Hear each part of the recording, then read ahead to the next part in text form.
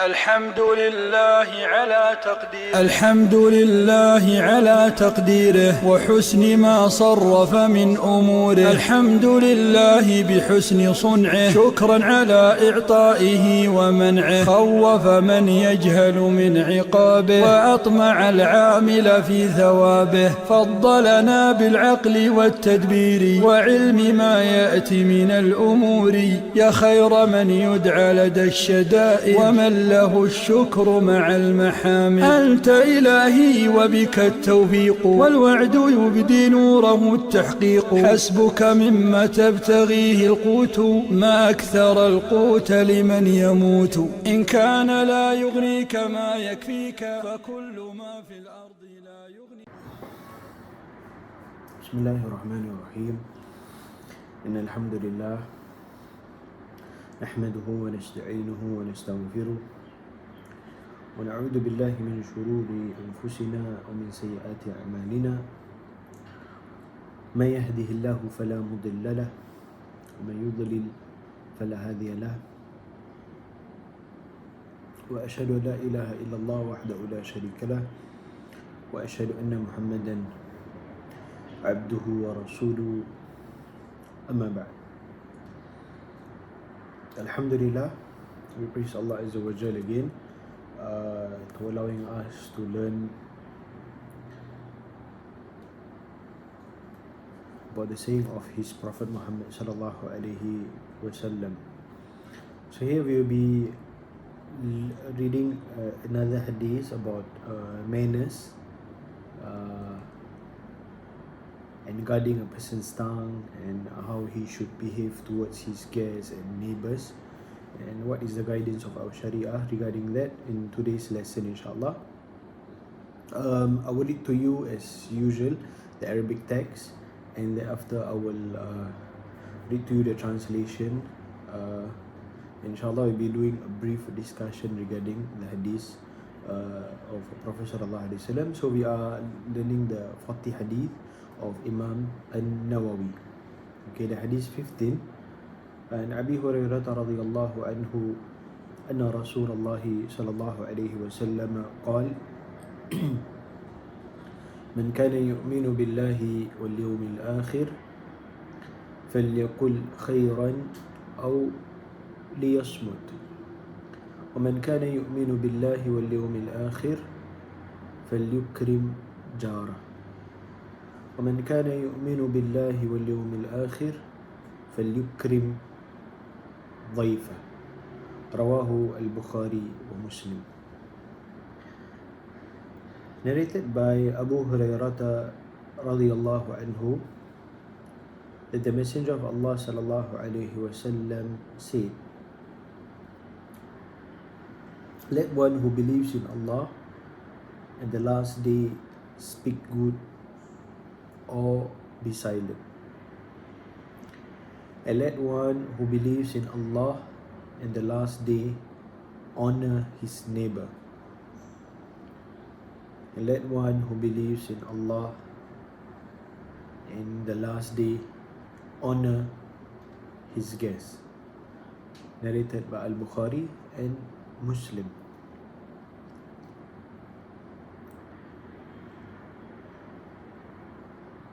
I'll read the translation again. Narrated by Abu Hurairah radiyallahu anhu that the Messenger of Allah sallallahu alaihi wasallam said, let one who believes in Allah and the last day speak good or be silent, and let one who believes in Allah and the last day honor his neighbor,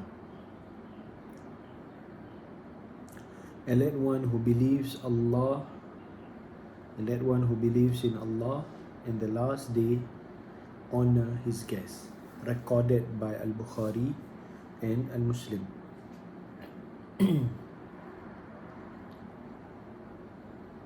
So this hadith is a very important hadith in the life of a Muslim, because it discusses regarding the rulings concerning the tongue and how he or she should behave towards others. And it emphasizes that we are responsible for whatever we say, and we are responsible for our actions. So there's a scholar, Al-Imam Al-Haythami, one of the scholars of Shafi'i. He said that this hadith is close to the hadith of none of you truly believes until he loves for his brother what he loves for himself. It's similar to that. He says that everyone is a neighbor to someone else. Okay, everyone will be a neighbor to someone else. Therefore, if this hadith is properly practiced and applied, there will be a strong bond and love within society. However, one additional thing is that in this hadith, neighbor can mean anyone, Muslim or non-Muslim. So in this hadith, good mannerism extended to a broader group of people, including fellow non-Muslims who reside nearby. So this hadith, it's very important hadith. So it has actually two parts. Okay, two parts of this hadith. First part of the hadith is that it discusses about a person should be cautious, and a person should be careful of what he speak or what he says. Okay, that means a person need to guard his tongue. Okay, and the second part of the hadith is that it discusses about honoring a person's neighbor or honoring a person's guest. So, like we have discussed in the previous hadith, that Prophet ﷺ here, he says that whoever believes in Allah and the last day, okay, he should practice these characteristics. Okay, that means if a person did not do it, does not mean he did not believe in Allah and the day of judgment. No, but just that his iman is not complete. Okay, his iman is not kamil. So the moment a person practice this thing, he has followed the proper teaching of Islam, and he has the proper the complete faith or the iman. Okay, so that's why Prophet ﷺ mentioned here, if you claim to believe in Allah, and if you claim to believe in the day of judgment, where you'll be accounted for your good deeds and evil deeds, and you'll be rewarded for your good deeds, and you'll be punished for your evil deeds. If you believe really in that, you need to be careful of these things. You need to be, when you open your mouth to speak, make sure you think before what you speak. And if it's a good thing, you can speak. But if it's something which you think it will hurt others, or it's something which is evil, or will create a lot of problem because of your speech, okay, then do not speak. Keep silent. And Prophet ﷺ also say in the next, the second portion, that if you really claim to believe in Allah Azza wa Jal, and you believe in the day of judgment, that you'll be rewarded or punished, then you have to honor your neighbor, be it a Muslim or non-Muslim. And similarly, you need to honor your guests. Okay, so that is actually the brief summary of the hadith meaning of that. So let's discuss about the first point of our Prophet ﷺ hadith, that Prophet ﷺ say that Man kana yu'minu billahi wal yawmil akhir falyakul khair aw liyasmut. That means whoever believe in Allah in the day of judgment, let him speak good or remain silent. So many times we are speaking, and we are not very careful of what we speak, but because of our speech, a lot of good things can happen, and at the same time it can cause utter destruction. So we need to be careful, and I will read to you some of the sayings of Prophet ﷺ regarding the importance of guarding a person's tongue. Okay, so Allah Azza wa Jalla says in Surah Al-Qaf verse 18, مَا يَلْفِظُ مِنْ قَوْلٍ إِلَّا لَدَيْهِ رَقِيبٌ عَتِيدٌ. Allah says, not a word does he utter, but there is a watcher by him ready to record it. Not a word does he says, but there is a watcher by him ready to record it. That means if he speak good, record it as good deed. And if he speak evil words, then it will be recorded as bad deeds. So he need to be careful that not only whatever he does through his hand or through his actions is recorded, but whatever he says is considered his deeds also. So if it's good deed, then he'll be recorded as good, and if he's a bad thing, it will be recorded as a bad deed. So it's something which is important. So our Prophet sallallahu alaihi wasallam emphasized this saying of Allah Azza wa Jal in the Hadith, that our Prophet sallallahu alaihi wasallam says that a man utters a word, okay, pleasing to Allah. He utters a word pleasing to Allah without considering it of any significance, for which Allah exalt he ranks in Jannah. Another one speaks a word displeasing to Allah without considering it of any importance, and for this reason he will sink down into hell. So this hadith is a very important hadith. Our Prophet ﷺ is mentioning here that a man, he utters some word, and something which is a good word, pleases Allah Azza wa Jal, and he thought that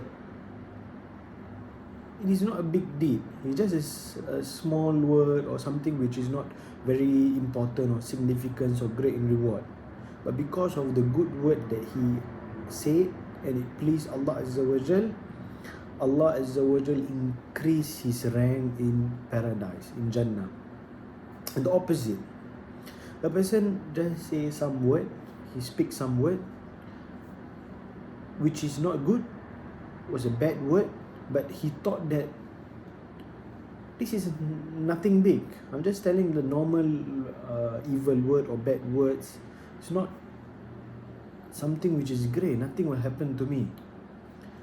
But Allah, because of that, Allah Azza wa Jal make him sink into hellfire.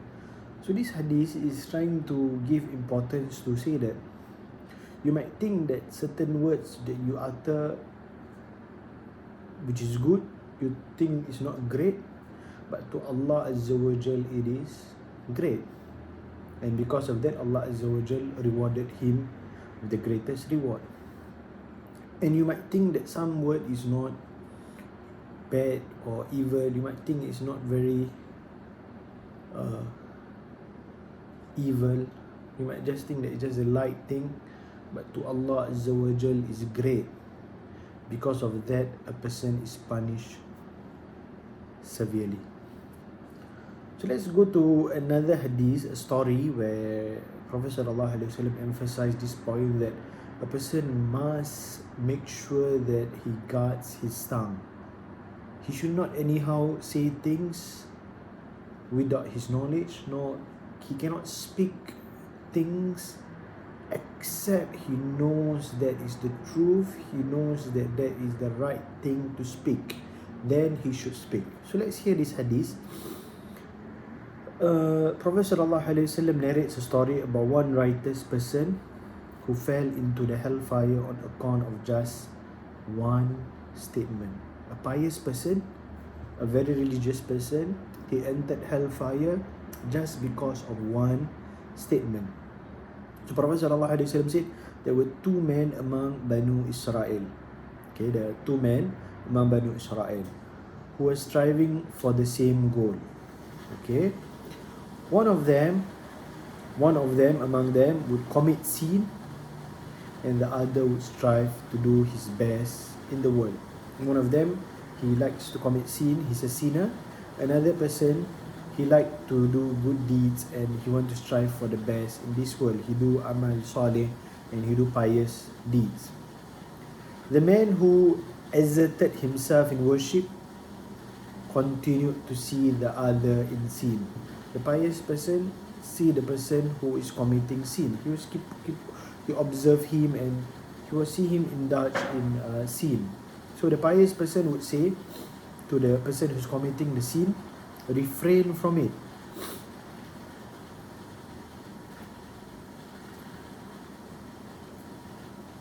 And one day he found him in sin and again said to him, refrain from it, do not commit the sin. He see the person committing the sin, do not do it. And again he tell him refrain from it. So the person who was committing the sin, he replied to him, leave me alone with my Lord. Have you been sent as a watchman over me? The sinner got angry and he said this statement, leave me alone with my Lord. Have you been sent as a watchman over me? He said, I swear by Allah. So the pious man become angry. How come he says such statement? He got angry and he replied, the pious man, he said, I swear by Allah, Wallahi, Allah will not forgive you, nor will He admit you to paradise. Wallahi, Allah will never forgive you and He will not admit you to paradise. So he make a judgment towards the person who's committing the sin. So their souls were taken back by Allah. That means both of them passed away and they met together with the Lord of the world, and both of them met each other during the day of judgment. He, Allah, sent to this man who had striven hard in worship. Allah asked him, had you knowledge about me, or had you power over that which I had in my hand? Do you have knowledge about me, O person who's doing good deeds? Or do you have power over that which I had in my hand? Or do you have some of my power to give judgment? So Allah Azza wa Jal said to the man who sinned, who is committing sin and was keep on doing it, tell to him, go and enter paradise by my mercy.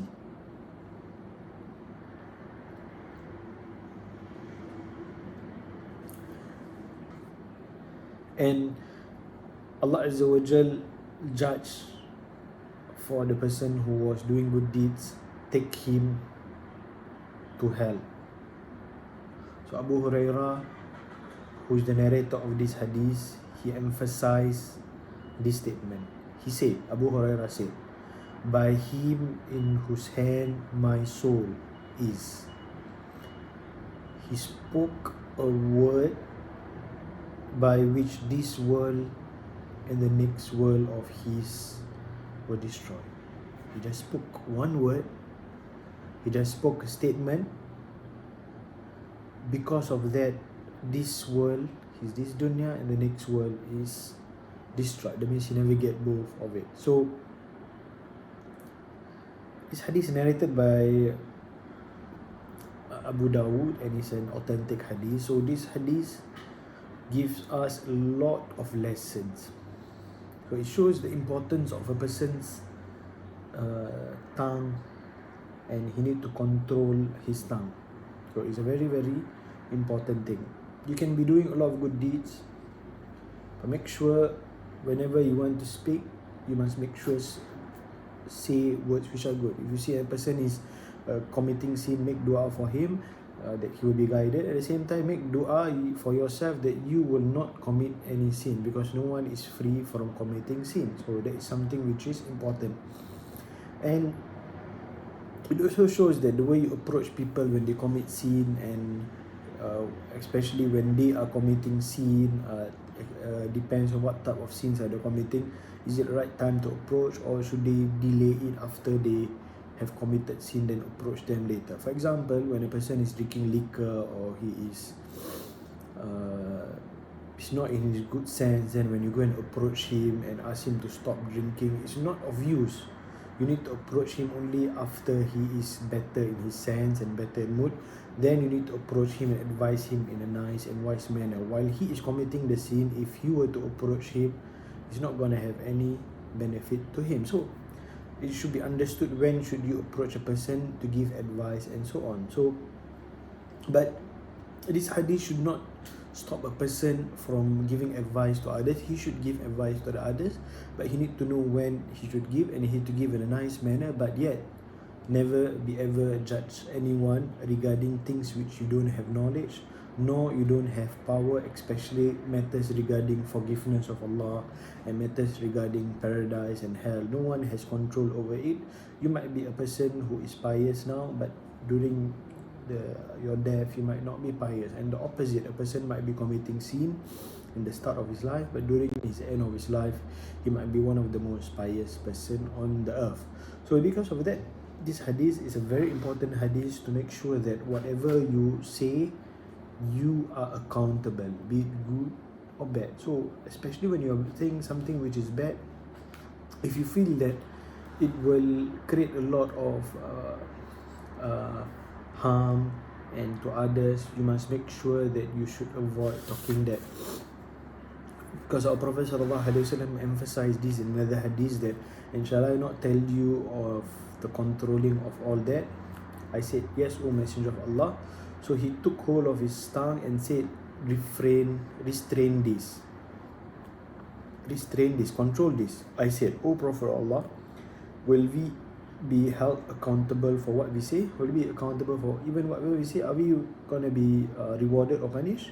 He said, may your mother be bereft of you. Is there anything that topples people on their faces or on their nose into the hellfire other than that jest of their tongue? So because of a person's tongue, a person might be punished and so on. So we need to be careful. There are some things which are say from our tongue which can be minor thing, but it still can be displeasing to Allah, and things which are clearly things which are major thing that we should not say it, that should be totally avoided and never should be said. For example, major sin is like backbiting others or slandering others, or so at times sometimes we're looking down on others by making fun of them and so on. So all these things are major things that we should not backbite, we should not slander, we should not accuse a person which things that he does not do. It can be considered as major sin. So we should try our best to speak what is good,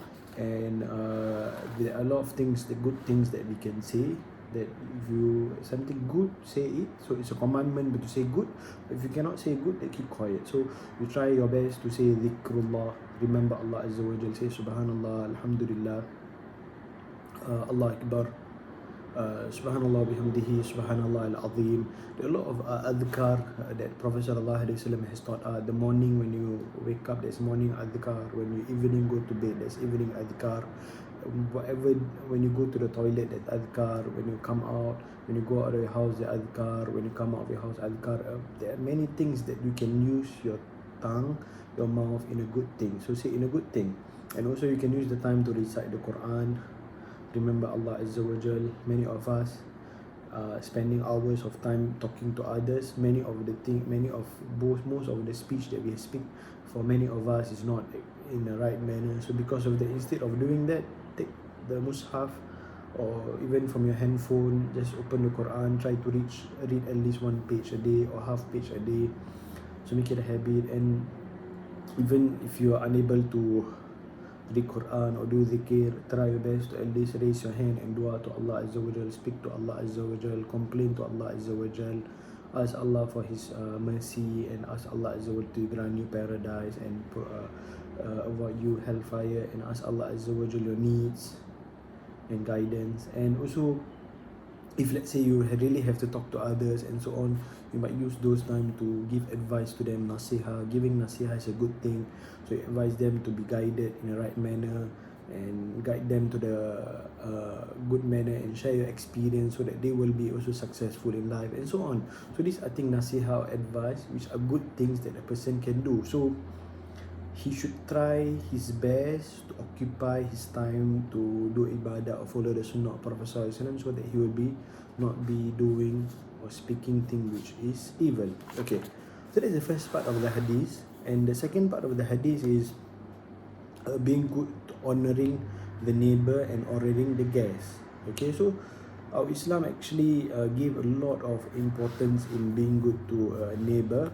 So Allah Azza wa Jal says in Surah An-Nisa verse 36. وبالوالدين إحسانا وبذي القربى واليتامى والمساكين والجار ذي القربى والجار الجنب والصاحب بالجنب وبالوالدين إحسانا وبذي القربى واليتامى والمساكين والجار ذي القربى والجار الجنب والصاحب بالجنب وابن السبيل وما ملكت أيمانكم. Do good to parents. Okay, be good to your parents, be good to your relatives, be good to the orphans, do good to the poor, do good to your neighbor who is near of kin, and the neighbor who is your stranger. Do good to your neighbor who is a stranger, and do good to the companion by your side, who is sitting beside you, wherever he is. Be good to him, and the wayfarer you meet, and those slaves whom your right hand has possessed. So Allah Azza wa Jal has commanded being good to everyone, even a stranger, and especially Allah Azza wa Jal emphasized in this statement that you need to be good to your neighbors. And our Prophet Sallallahu Alaihi Wasallam said in the Hadith that Jibreel kept advising me concerning the neighbor. He kept advising me about being good to the neighbor, to the point that I thought that he would inherit from his neighbor. Okay, that means Prophet ﷺ said that Jibril informed me that I need to be good to the neighbor, telling the importance and so on, until I nearly thought that the neighbor would inherit from me. So he thought that the importance to being good to neighbor is really a great thing, which is emphasized by Allah Azza wa Jal through Jibril alayhi salatu wassalam. So it's a commandment that Allah Azza wa Jal sent directly to Jibril that you need to be good to your neighbors. To Prophet sallallahu alaihi wasallam, be it a Muslim or non-Muslim, a person need to make sure to be good. So Prophet sallallahu alaihi wasallam emphasized this statement in another hadith. He said, Wallahi la yu'min. Wallahi la yu'min. Wallahi la yu'min. By Allah, he does not believe. By Allah, he does not believe. And third time Prophet ﷺ said, by Allah, he does not believe. It was said, who is that, O Messenger of Allah? Who is the person that you are trying to say that he does not believe? So he sallallahu alaihi wasallam said, that person whose neighbor does not feel safe from his evil. That person who does not feel safe, that person whose neighbor does not feel safe from his evil. That means the person whose neighbor does not feel safe from his evil is not a complete believer. That's what Prophet Sallallahu Alaihi Wasallam is trying to say here. So Prophet Sallallahu Alaihi Wasallam is mentioning that you need to make sure that even though you're Muslim, but if let's say your neighbor does not feel safe from your evil, that means there is a lot of problem in your iman. You need to really work on your iman. That means the moment the person who is closest to you as a neighbor is not safe from you, how can you call yourself as a complete believer? So Prophet ﷺ also does not encourage us to be good to the neighbors. That he said that whenever you make some soup, some food, make a good amount by adding plenty of liquid and give some to your neighbors. That means when you make some food, cook a little bit more, and so that with the intention you can share it with others, especially your neighbors. And we hope that we are blessed with good neighbors and so on. We wish that we have, but at times that we are given neighbors who we are not comfortable with, or sometimes we need to be patient of some of their disturbance. So during that time is where a person really need to practice this hadith, and he need to be patient, and he should not go and quarrel with his neighbor, because our Prophet sallallahu alaihi wasallam said in another hadith, a man who has a bad neighbor, who annoys and disturbs him. A man who has a bad neighbor who annoys and disturbs him, but he bears it with patience and forbearance until Allah ends the matter either during his lifetime or upon the death of either of them. Okay, a person has a neighbor who annoys and disturb him, but he is patient. He does not go and get into further conflict, and he will get rewarded because of his patience. And one day Allah Azza wa Jalla will make sure this problem settle either by death of one of them, or by Allah giving them guidance, and out of sudden they actually change and their attitude change towards each other. So all of these things is through the patience that a person need to have. So the last part of the hadith is where it talks about honoring a guest. So generally the scholars actually have said that this guest here means a guest who's a traveler. That means he came from a different country and he come to him. So whenever he comes, he need to make sure that he need to host him and need to take care of him. So some have said it's compulsory, but the correct opinion is actually it's an encouraged act, it's a sunnah act, because Prophet sallallahu alaihi wasallam said in another hadith, whoever believes in Allah and the last day should be generous to his guests, meaning guest who comes from overseas. His special gift to the guest is one day and night. He, the guest, is to be entertained for 3 days. Whatever is beyond that is an act of sadaqah. It is not lawful for a guest to stay with his host to the extent that he makes things difficult for him, meaning the host. So although this hadith actually got to do with a guest who coming overseas, you need to host him, but generally any guest that comes to our house and so on, we should try our best to honor them and take good care of them.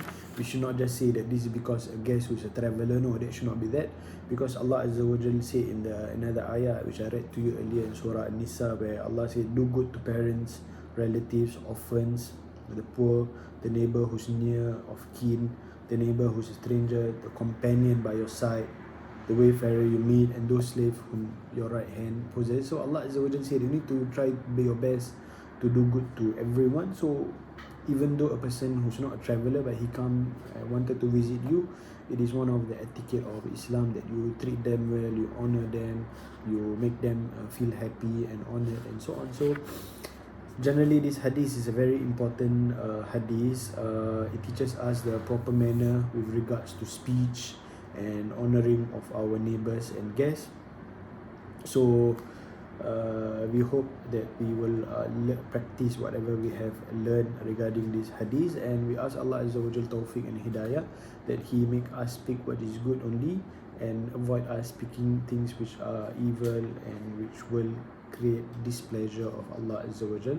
At the same time, we ask Allah Azza wa Jal to give us the strength and give us the ability to honor the neighbors, and at the same time to honor the guests who comes to us, inshallah. With that saying, inshallah, we ask Allah Azza wa Jal to bless us and give us barakah in our life and give us success always. That said, subhanakallah wa bihamdik, ashhadu an la ilaha illa ant, wa nastaghfiruka wa atubu ilayk.